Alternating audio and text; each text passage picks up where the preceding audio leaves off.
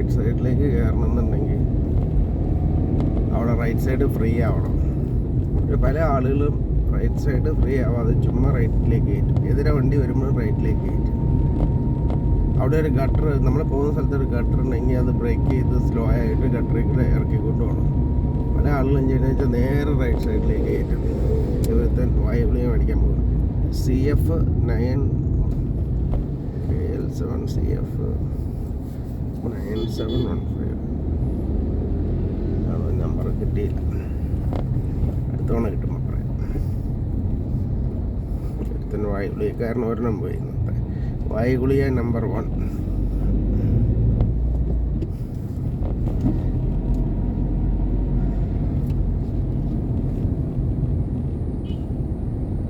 റൈറ്റിലേക്ക് ഒതുക്കുമ്പോൾ ഞാനിപ്പോൾ റൈറ്റിലേക്ക് ഒതുക്കുക എന്ന് പറഞ്ഞാൽ റൈറ്റ് ഓപ്പോസിറ്റ് വണ്ടി റൈറ്റിൽ കൂടെ വരുന്നുണ്ടില്ലെങ്കിൽ മാത്രമാണ് റൈറ്റിലേക്ക് ഒതുക്കാമോ.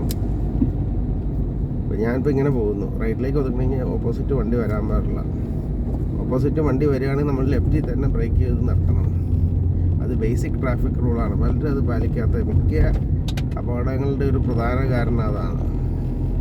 ബേസിക് ട്രാഫിക് റൂൾ ആളുകൾ പാലിക്കാത്തതാണ് ആക്സിഡൻസ് ഉണ്ടാകുന്നതിൻ്റെ പ്രധാന കാരണം.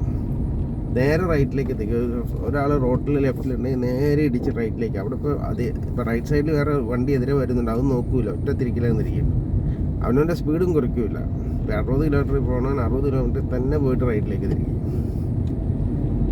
ഇതൊക്കെയാണ് ആളുകളുടെ ഡ്രൈവിംഗ് മിസ്റ്റേക്സ്. ഡ്രൈവ് ചെയ്യാൻ അറിയില്ല ഇന്ത്യയിലെ ആളുകൾക്ക്. കാര്യം ലൈസൻസൊക്കെ ഉണ്ടെങ്കിലും പ്രോപ്പറായിട്ടൊരു നമ്മുടെ റോട്ടിൽ കൂടെ ഡ്രൈവ് ചെയ്യാൻ ഒരു 90% ആളുകൾക്ക് അറിയാൻ പാടില്ല.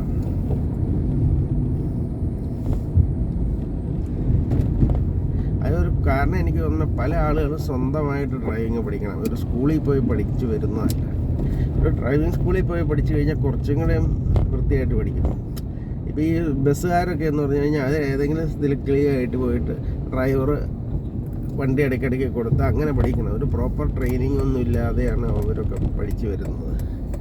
ഈ ബസ് ഓടിക്കണ മിക്ക ആളുകൾ സ്വന്തമായിട്ട് പഠിച്ചായിരിക്കും. ഒരു സ്കൂളിൽ പോയി പഠിച്ചവർ അതിൽ വളരെ ഒരു 5% പോലും കാണില്ല. മിക്കവാറും പേര് കിളിയായിട്ട് വണ്ടിയിൽ പോയിട്ട് ഡ്രൈവർ ഇടയ്ക്ക് വണ്ടി ഓടിക്കാൻ കൊടുത്ത് അങ്ങനെ പഠിച്ചു വന്നതാണ്. അപ്പോൾ അത് ഭയങ്കര ഡ്രോബാക്സ് ഉണ്ട്. നമ്മുടെ ഒരു പ്രശ്നം എന്ന് പറഞ്ഞു കഴിഞ്ഞാൽ ആളുകൾ ഇപ്പോൾ സ്വന്തമായിട്ട് വീട്ടിൽ വണ്ടിയുള്ള ഒരു അപ്പൻ ഇടയ്ക്ക് വണ്ടി കൊടുത്ത് അങ്ങനെ കുറേശ്ശെ പിള്ളേരെ പഠിപ്പിച്ചെടുക്കും. പക്ഷേ അപ്പനെ ഇതിനെ ട്രാഫിക് റൂൾസിനെ പറ്റി അറിയില്ല. അപ്പോൾ പിന്നെ അടുത്ത ജനറേഷനും അറിയണില്ല. ഒരു ഡ്രൈവിംഗ് സ്കൂൾ പ്രോപ്പറായിട്ട് ഡ്രൈവിംഗ് സ്കൂളിൽ പോയിട്ട് പിള്ളേരെ പഠിപ്പിക്കണം. നമ്മൾ ഡ്രൈവിംഗ് പഠിപ്പിക്കുമ്പോൾ പ്രോപ്പറായിട്ട് എന്നാൽ അടുത്ത ജനറേഷനെങ്കിലും പ്രോപ്പറായിട്ട് ഡ്രൈവ് ചെയ്യാൻ അറിഞ്ഞിരിക്കും.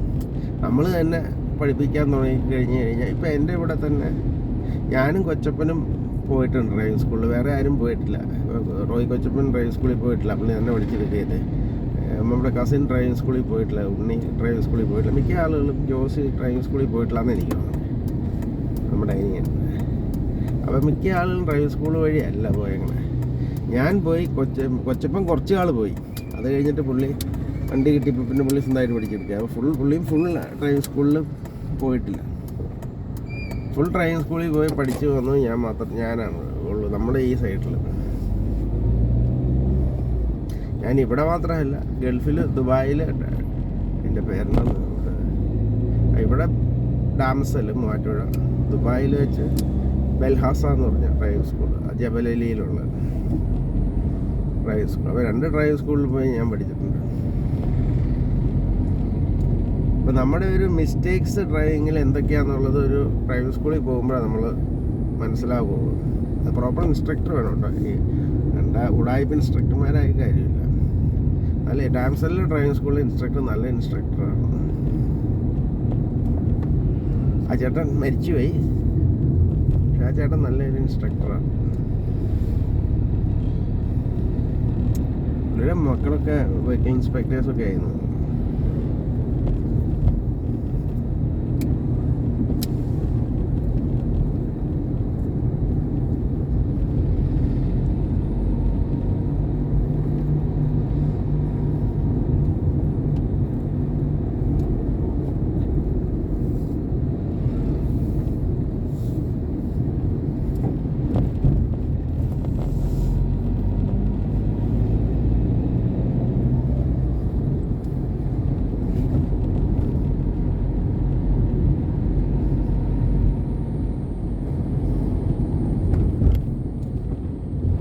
ബെൽഹസയിൽ പോയിട്ട് കൂടുതലൊന്നും ഇവിടുന്ന് പഠിച്ചേക്കാളും കൂടുതലൊന്നും പിന്നെ അവിടുത്തെ ഒരു ഡിഫറൻസ് എന്ന് പറഞ്ഞാൽ നമ്മൾ ക്ലാസ് നോക്കി ചെയ്യണം, അങ്ങനെ കുറച്ച് കാര്യങ്ങൾ മാത്രം അഡീഷണൽ ആയിട്ട് നമ്മൾ പഠിച്ചുള്ളൂ. അതായത് ഈ ക്ലാസ് കുറച്ചും കൂടെ കൂടുതലായിട്ട് നോക്കാനായിട്ട്, അത് ഗൾഫിലുള്ള സ്റ്റൈൽ, അതായത് ബ്രേക്ക് കൊട്ടാൻ നേരത്തും അത് ബ്രേക്ക് ചെയ്യാൻ നേരത്ത് കേട്ട് ക്ലാസ് നോക്കണം. ഇവിടെയും പഠിപ്പിക്കുന്നുണ്ട്. നമ്മൾ ലെഫ്റ്റ് ടേൺ ചെയ്യാൻ നേരത്ത് ആദ്യം സെൻട്രൽ ക്ലാസ് നോക്കണം, പിന്നെ റൈറ്റിൽ ക്ലാസ് നോക്കണം, വീണ്ടും സെൻട്രൽ ക്ലാസ് നോക്കണം. അപ്പോൾ ലെഫ്റ്റിലേക്ക് ടേൺ ചെയ്യണമെങ്കിൽ ആദ്യം സെൻട്രൽ ക്ലാസ് നോക്കണം, പിന്നെ ലെഫ്റ്റിലെ ക്ലാസ് വീണ്ടും അങ്ങനെയുള്ള കാര്യങ്ങൾ. ഇവിടെ നമ്മൾ ശരിക്കും സെൻട്രൽ ക്ലാസ്സും ലെഫ്റ്റ് ക്ലാസ്സും ഒന്നും നോക്കുകയുള്ളൂ. അതൊക്കെ ഈ അങ്ങനെ ഒരു കോർഡിനേഷൻ ഉണ്ടെന്നുള്ളത് അവിടെ ബെൽഹസയിൽ പോയി അവർ പഠിപ്പിച്ചത്. അത് അങ്ങനെ ഒരു ഇതല്ല, വളരെ കാര്യമായിട്ട് എനിക്ക് ഇവിടെ പഠിച്ചാലും കൂടുതലും പണ്ട് മമ്മൂട്ടി വടക്കൻ വീരാതയിൽ മറ്റേ ആരോമൽ ചേകോർ മമ്മൂട്ടിയായ ചന്തുവിനെ കാണാൻ ചെല്ലുമ്പോൾ പറയും, പുത്തൂരം കളരിയിൽ നിന്ന് പഠിച്ച് കൂടുതലൊന്നും പഠിപ്പിക്കാൻ എൻ്റെ കയ്യിലില്ല എന്ന് മമ്മൂട്ടി പറഞ്ഞ പോലെ ഇവിടെ നിന്ന് പഠിച്ച് ഈ ഡാംസലിൽ നിന്ന് പഠിപ്പിച്ചതിൽ കൂടുതലൊന്നും പഠിപ്പിക്കാനായിട്ട് ബെൽഹസയിൽ ഉണ്ടായിരുന്നില്ല. ഒരു അടുത്ത ജനറേഷനെങ്കിലും പ്രോപ്പറായിട്ട് ഒരു ഡ്രൈവിംഗ് സ്കൂളിൽ വിട്ടു പഠിപ്പിക്കണമെന്ന് എൻ്റെ ഒരു അഭിപ്രായം. എനിക്കതിനുള്ള ഭാഗ്യം കിട്ടിയിട്ടുണ്ട്, ഡ്രൈവിംഗ് സ്കൂൾ വഴി പഠിക്കാനുണ്ട്. പലർക്കും ആ ഭാഗ്യം കിട്ടിയിട്ടില്ല. സ്വന്തമായിട്ട് അവർ വീട്ടിൽ വണ്ടി ഉണ്ടാകും, സ്വന്തമായിട്ട് ഓടിച്ച് പഠിക്കുകയുള്ളൂ. അപ്പോൾ അത് ഒരു റൂൾസ് അവർക്ക് അറിയാൻ പാടില്ല.